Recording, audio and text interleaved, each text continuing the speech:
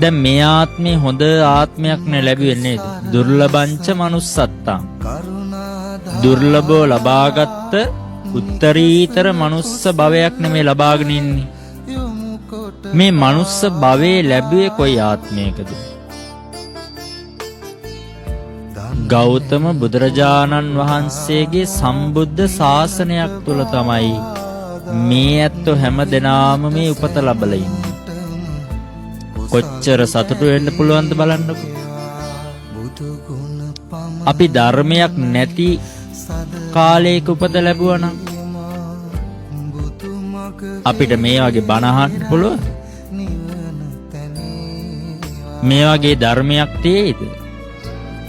නෑ, අපිට ඒ ධර්මයක් ලැබෙන්නේ නෑ.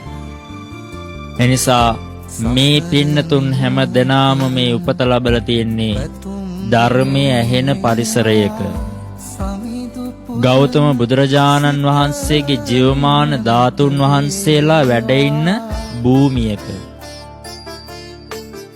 උන්වහන්සේගේ පාදස්පර්ශයෙන් ස්පර්ශ වුණ භූමියක. ආර්ය මහා සංඝරත්නය ඉන්න පරිසරයක බුදුරජාණන් වහන්සේගේ ධර්මය ශ්‍රවණය වෙන පරිසරයක තමයි අපි මේ උපත ලැබලා ඉන්නේ. කොච්චර සතුටු වෙන්න පුළුවන්ද? දැන් ගොඩක් අය කියනවනේ නේද? අපරාධේ මේ අපි මනුස්ස ජීවිතයක් ලබා ගත්තේ කියලා. කලකිරලා නැත්තේ එහෙම.